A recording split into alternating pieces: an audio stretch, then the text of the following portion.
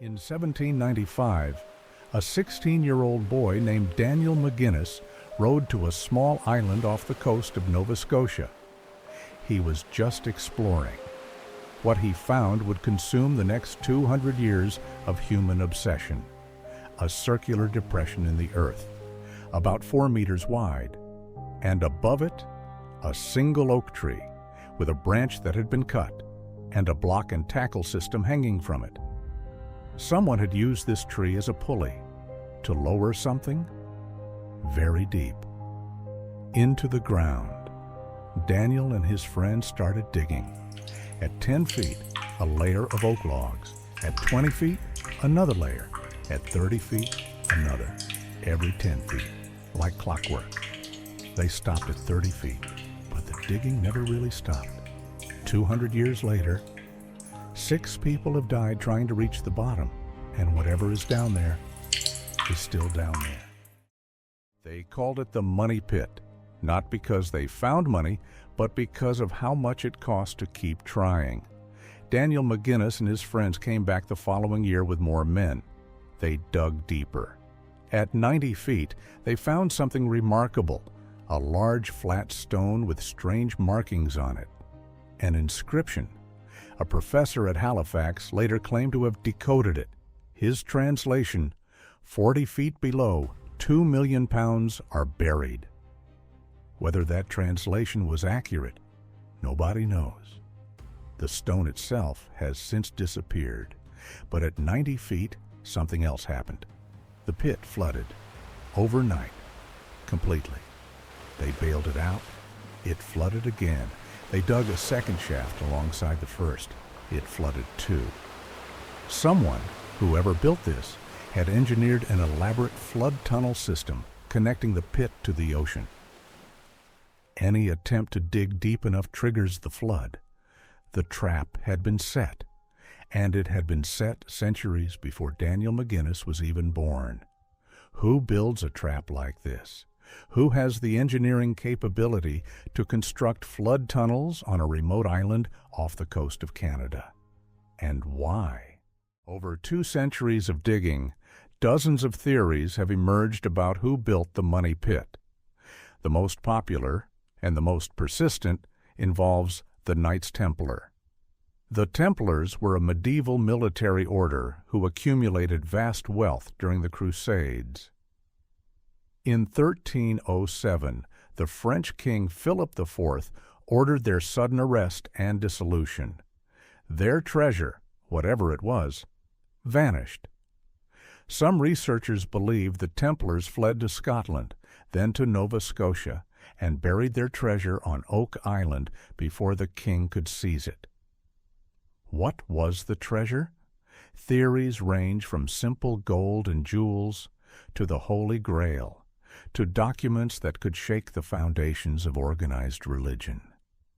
Then there's the Freemason theory. Several of the early Oak Island researchers, including some of the men who dug the original pit, were Freemasons. The geometry of the pit's construction, the flood tunnel engineering, the spacing of the log platforms.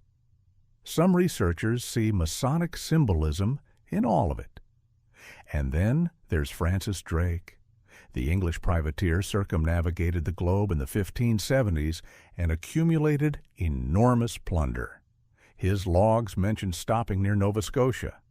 Could the money pit be Drake's treasure vault? Nobody knows. And that's exactly the problem.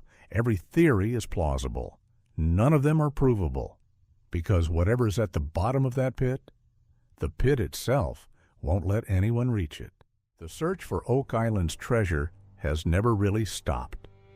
In the 1800s, a young Franklin Roosevelt, before he became President of the United States, participated in one of the excavation attempts. He wrote letters about it for years afterward, maintaining a lifelong fascination with the island. In the 1900s, a series of companies formed specifically to excavate Oak Island.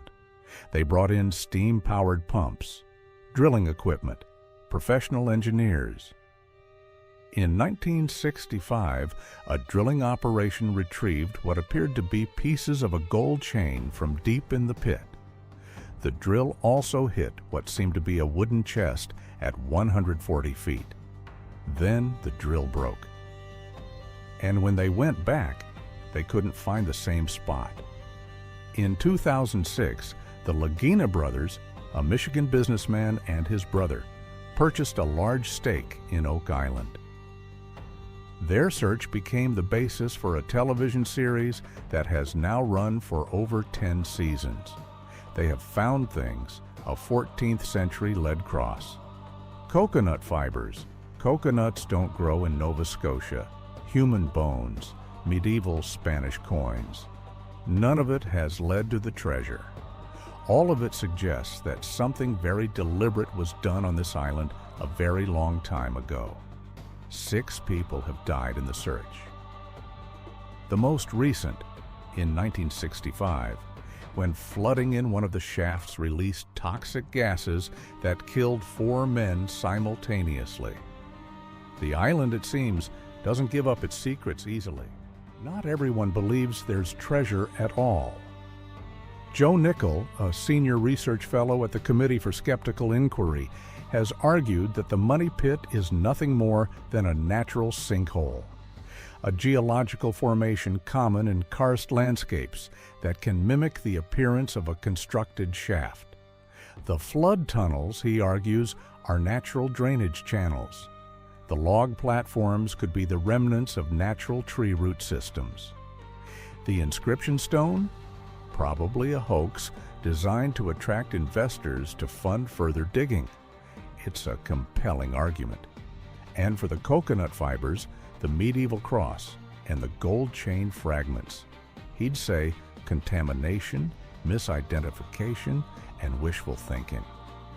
The skeptical view has merit. But here's what I keep coming back to. Natural sinkholes don't have precisely engineered flood systems that activate at a specific depth. Nature doesn't build traps. Something, or someone, designed this. The question isn't whether something is buried here. The question is what, and whether whoever buried it intended for it to ever be found. Here's what I find most remarkable about Oak Island. It's not the treasure, it's the commitment. Whoever built the Money Pit didn't just dig a hole and drop something in it. They engineered an elaborate, multi-layered concealment system that has defeated every attempt to penetrate it for 200 years, using technology ranging from hand shovels to modern drilling equipment. That level of commitment suggests that whatever is buried there was considered worth protecting at extraordinary cost, not just financially. People died building this. People don't die building a hiding place for gold and jewels. They die building a hiding place for something that cannot be allowed to fall into the wrong hands. The Templars didn't just protect gold, they protected knowledge, documents, relics.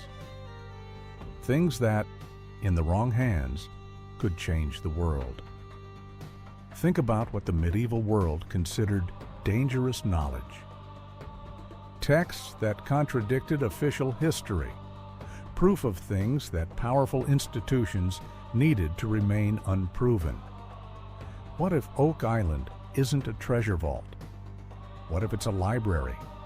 A place where the most dangerous knowledge in the medieval world was sealed away, protected by water and engineering from anyone who might misuse it, waiting for someone with enough wisdom to figure out how to reach it without triggering the flood. I want to hear your theory. What's at the bottom of the Money Pit? Leave it in the comments. The investigation is open. The stone doesn't give up its secrets easily, but it does give them up. If there's a mystery you want us to investigate, drop it in the comments below. Subscribe to the Lithic Code. The next code is already waiting.